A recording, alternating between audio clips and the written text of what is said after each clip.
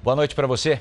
Está na hora de mais um encontro com as ideias e com as propostas daqueles que pretendem governar o Brasil pelos próximos 4 anos. Essa é uma contribuição do jornalismo da Record TV para a democracia.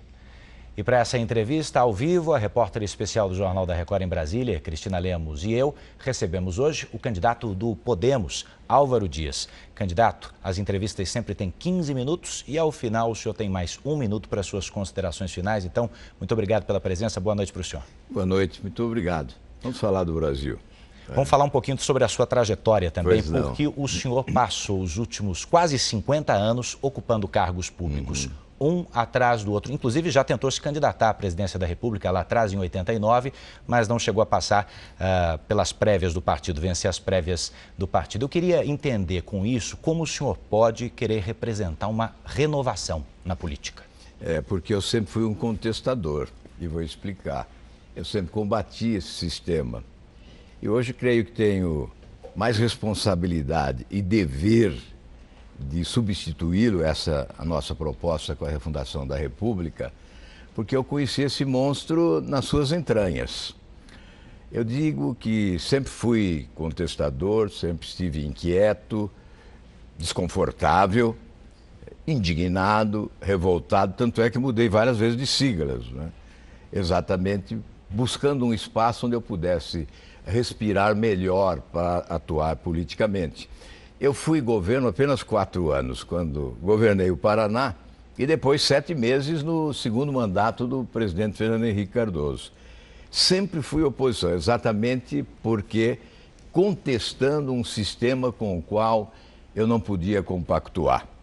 E hoje eu proponho a refundação da República, que é a mudança desse sistema de governança, que é corrupto e incompetente. É uma fábrica de escândalos de corrupção. É o do aparelhamento do Estado, do balcão de negócios, né, do loteamento dos cargos, da relação promíscua entre os poderes. E certamente todas essas promessas dos candidatos serão blá blá blá apenas, porque elas não se realizarão se nós não mudarmos esse sistema de governança. Ele esvazia a capacidade financeira do Estado brasileiro de atender às necessidades de setores vitais, como segurança, saúde, educação e, sobretudo, geração de emprego, que é o grande drama dos brasileiros.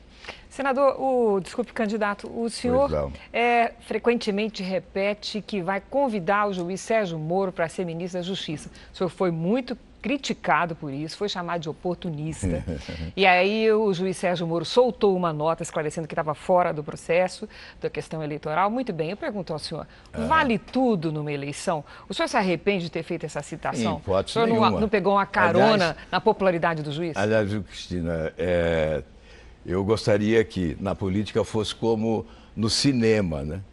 Ruim de crítica e bom de bilheteria. Se os críticos me condenam por isso, eu tenho certeza que a população brasileira apoia. Porque a Operação Lava Jato é a prioridade do povo brasileiro. E o juiz Sérgio Moro é o símbolo de uma nova justiça. Esse convite é emblemático, ele é simbólico. Eu não me arrependo em nenhum momento, porque não se trata de oportunismo, porque eu venho apoiando a Operação Lava Jato, o juiz Sérgio Moro, o Ministério Público, a Polícia Federal, desde o primeiro momento, e apresentando projetos que são conciliadores com aquilo que eles pregam, né? que tem essa convergência com a pregação da Operação Lava Jato, que é fazer a limpeza, como o foro privilegiado, o fim do foro privilegiado, é um projeto de minha autoria. Apresentei um outro projeto de emenda à Constituição, que coloca na Constituição do país a condenação em segunda instância. Portanto, há um apoio desde sempre à Operação Lava Jato e esse convite tem esse simbolismo porque, na verdade, o que eu desejo é fazer da Operação Lava Jato política de Estado. uma espécie de tropa de elite no combate à corrupção. Então me permite avançar nisso, candidato? O senhor faz bastante esse discurso pela ética, pela austeridade na política e na vida. E já repetiu algumas vezes que abriu mão, inclusive, da aposentadoria que teria direito para ex-governadores. O senhor governou o Paraná entre 87 e 91. Mas segundo dados do próprio governo do Paraná, o que há lá registrado é que o senhor não só entrou com o pedido, como também pediu valores retroativos e acabou desistindo disso. Queria lembrar então que há uma grande diferença entre dizer que abriu mão de uma aposentadoria e simplesmente não recorrer quando teve essa aposentadoria contestada. O senhor quer falar sobre isso? Bem, eu acho que eu seria o grande idiota do país se eu jogasse para o ar 10 milhões de reais e não admitisse que eu tenho esse direito, não é? Obviamente é um direito líquido e certo. Eu não requeri a aposentadoria quando deixei o governo, mesmo ficando 8 anos sem mandato, eu não requeri. Mas pediu depois. Em 2010, mas expliquei para quem quisesse acreditar. Eu requeri a pedido de 2 entidades de assistência social de Curitiba que estavam em dificuldades, me pediram por escrito para transferir, eu requeri e transferi 2 meses. Como a repercussão foi negativa, obviamente eu recuei, não insisti e não recorri. E, portanto, nunca recebi 1 centavo. São 10 milhões que eu renunciei. 10 milhões de reais. Uma mega cena. E renuncio também ao auxílio moradia, renuncio verba indenizatória de 15 mil reais por mês. Não porque eu entenda que isso é um favor que eu estou fazendo ao povo brasileiro. Não. Eu estou cumprindo um dever. Ser honesto é dever. E eu apenas anuncio agora, porque nós estamos combatendo os privilégios, falando em acabar com os privilégios. Eu acho que só pode falar em acabar com os privilégios aquele que abre mão dos seus próprios privilégios. Mas, objetivamente, por que o senhor não seguiu em frente com o pedido, já que era para doar para entidades carentes? Porque houve uma repercussão muito ruim na imprensa. Daí o senhor desistiu. A imprensa me condenava dizendo, olha, vai fazer cortesia com o chapéu alheio. Eu acho que eu tenho que ter humildade suficiente para reconhecer. Se não há um consenso em relação ao assunto, eu não devo insistir. Eu deveria insistir se houvesse apoio. Como não houve apoio, eu desisti. Eu não colocaria 1 centavo na minha conta bancária, como não coloquei até hoje, embora tenha esse direito líquido e certo, até porque governei o Estado antes da Constituição de 88, está lá na Constituição Federal. Agora, o que é importante é dizer o seguinte, nós temos que acabar com os privilégios das autoridades. Isso é que é importante. Pronto, fala de privilégio. E nós vamos acabar com os privilégios das autoridades. Nós vamos acabar com o privilégio do auxílio moradia, todos esses penduricalhos, vamos cumprir rigorosamente a lei do teto salarial, ninguém pode ganhar mais além do teto, vamos reduzir o número de senadores, reduzir o número de deputados, ao invés de 3 senadores por estado, apenas 2, reduzir em 20% o número de deputados. Por gentileza. O senhor é um veemente defensor da Operação Lava Jato, mas tem um dos seus aliados políticos, que é o empresário Joel Malluccelli. Ele teve uma das empresas investigadas por corrupção nesta mesma operação. Esse Joel foi o maior doador da sua campanha ao Senado 2014. O que o senhor tem a dizer com relação a esse empresário? Isso constrange o senhor, o fato dele estar investigado na Lava Jato? O senhor que é um ferrenho defensor da operação. Por enquanto ele não é investigado, não é? A empresa sim, mas ele se afastou há anos da empresa exatamente para exercer atividade pública. Essa situação constrange o senhor de alguma maneira? Não, ele foi indicado, né, suplente, participou da campanha e quando surgiu esse impasse, ele foi digno o suficiente para levar à mesa do Senado uma carta de desistência se houver um eventual afastamento do titular. Ele não assumirá enquanto esse impasse não for desfeito. Mas ele ainda não é investigado. É um empresário de respeito no Paraná, de muita respeitabilidade. E eu espero que ele responda a tudo. Isso me faz apoiar cada vez mais a Operação Lava Jato. Não pode haver seletividade, todos devem ser investigados quando acusados. Então, evidentemente, ele terá que responder. E eu apoio integralmente a Operação Lava Jato. Vamos para o seu plano de governo? Pois Entre não. as suas propostas, o senhor fala em não cobrar imposto de renda das pessoas que ganham até R$5.000 por mês. Isso. Mas é preciso também olhar nos olhos do eleitor e dizer que o Brasil está com as contas no vermelho há vários anos. Exatamente. Como começar um novo governo abrindo mão de dinheiro? Olha, abrindo mão e obtendo um grande retorno. Nós fizemos as contas, 8 milhões de brasileiros serão beneficiados com a isenção do imposto a quem ganha até R$5.000 por mês, não é? Então, 8 milhões, isso resultaria numa renúncia de receita da ordem de 1 bilhão e 500 milhões de reais. Portanto, no contexto da Receita Federal, não é algo exorbitante. Mas, certamente, aumentando a capacidade de consumir do assalariado, esse retorno ocorrerá na forma de outros tributos. E nós vamos fazer uma reforma tributária que exatamente vai tributar mais na renda do que no consumo, para que quem ganha mais, pague mais, quem ganha menos, paga menos. Certamente o preço do produto consumido também terá uma redução, já que o impacto dos tributos será menor no preço final dos produtos que os brasileiros consomem.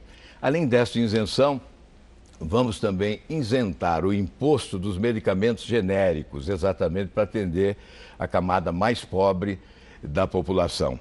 Não tenha dúvida, com a simplificação do modelo tributário, já que pretendemos fazer desaparecer 6 tributos e substituí-los por um único imposto de bens e serviços, tributando, repito, mais na renda e menos no consumo, nós vamos ver a roda da economia girar com mais força. Com isso, a sociedade pagará menos impostos e o governo arrecadará mais, porque nós teremos crescimento econômico, geração de emprego, de salário, de renda e, portanto, de receita pública e desenvolvimento. Este é o projeto para fazer com que a economia do país cresça em média 5% ao ano e para que nós possamos gerar mais de 10 milhões de empregos e possamos investir em setores essenciais como saúde, educação, infraestrutura, tecnologia, cerca de 22% do produto interno bruto. Sobre reforma trabalhista, o senhor tem uma posição pública contrária à reforma. O senhor pretende cancelar, anular as mudanças que foram feitas nesta reforma? O que o senhor pretende fazer com relação à questão trabalhista? Não sou contra a reforma, não fui contra a reforma, fui contra os erros da reforma. O senhor votou contra, né? Votei contra porque não concordei com o fato do governo não aceitar o aprimoramento da proposta do Senado. Mais de 600 emendas foram apresentadas, mais de 600 pedidos de destaques foram também apresentados. O senhor acha que a situação tem que voltar ao que era? E nós temos que corrigir alguns defeitos. Por exemplo, a mãe gestante não pode trabalhar em local insalubre. Nós temos que verificar a questão da terceirização melhor e do trabalho intermitente. Eu reconheço que houve um avanço, já houve uma redução da judicialização, menos ações trabalhistas, mas nós temos que corrigir defeitos, aprimorar a proposta a favor do emprego, procurando estimular investimentos produtivos, geradores de emprego. A modernização da legislação tem que ter este objetivo. Se é possível avançar mais, nós temos que avançar mais. Segurança Pública, candidato, qual é a solução duradoura para o Rio de Janeiro, que vive uma intervenção que está para vencer em dezembro, e para o Brasil, de maneira geral, que vive uma epidemia de homicídios e violência? Olha, eu vou repetir algo aqui. Dizem sempre que falta dinheiro para tudo, para a saúde, para a educação, para a segurança. Ocorre que nós gastamos mais do que os países integrantes da OCDE. O que falta aqui é honestidade, planejamento, competência de gestão. Nós não temos isso. E também a autoridade no Brasil afrouxou. Quando a autoridade não se impõe, a marginalidade se sobrepõe. A violência cresce avassaladoramente. É triste, mas nós temos que constatar isso. Em 10 anos, de 2006 a 2016, o Brasil sepultou 324 mil jovens de 14 a 25 anos de idade, 7 vezes mais o número de soldados mortos na Guerra do Vietnã mas em 20 anos. Para além da contestação, da constatação, exato, eu quero fazer? Se você me permitir, eu vou dizendo. Um minuto. Aliás, isso começa lá na primeira infância, mas eu sei que há urgência na primeira infância porque nós temos que investir em educação infantil, em segurança, em alimentação, nessa faixa de 0 a 6, que vai interferir na redução dos índices de violência, nos índices de corrupção, na qualidade do salário, no desenvolvimento do país, na produtividade nacional. Mas é claro que nós não temos tempo de esperar que a primeira infância avance para resolver o problema da segurança. Nós temos que tomar todas as providências necessárias. Eu disse que perdemos jovens, perdemos mulheres, perdemos brasileiros assassinados, 80% tem origem nas drogas. Então, vamos instituir uma frente latino-americana de combate à produção e ao tráfico de drogas, frente esta vinculada à Organização dos Estados Americanos. Vamos trabalhar a faixa de fronteira, 17 mil quilômetros, disponíveis ao crime. Vamos monitorar essa faixa de fronteira com o chamado CISFRON, que já foi lançado há tantos anos e não sai do papel. Exige-se 12 bilhões de reais para a sua conclusão. Vamos investir em inteligência, vamos qualificar a polícia, obviamente. Nós temos o mapa do crime, sabemos onde os crimes ocorrem com maior incidência, as cidades, os bairros, os dias da semana, o horário. É preciso planejamento, organização, interação das forças policiais, a instrumentalização dessas forças policiais. Temos que mexer no sistema penitenciário. Portanto, as propostas são muitas, mas eu vou repetir. Se nós não mudarmos esse sistema corrupto e incompetente, nós não vamos fazer coisa alguma. Bom, candidato, a partir de agora o senhor tem 1 minuto para suas considerações finais. Olha, muito obrigado por esta oportunidade, à Rede Record de televisão. E eu quero pedir ao povo brasileiro que abra o olho. Essas propostas, que são palavras soltas ao vento, não se concretizarão se esse sistema persistir. O sistema corrupto de governo. E o Brasil é poderoso. Não há como admitir mais esse contraste gritante entre fartura, prosperidade e miséria, infortúnio. 52 milhões de brasileiros abaixo da linha da pobreza. Por essa razão, a refundação da República é o caminho para a reconstrução nacional. A casa caiu, chega de dizer que pode roubar para fazer. Rouba, mas faz. É preciso fazer sem roubar. É preciso colocar na cadeia quem rouba.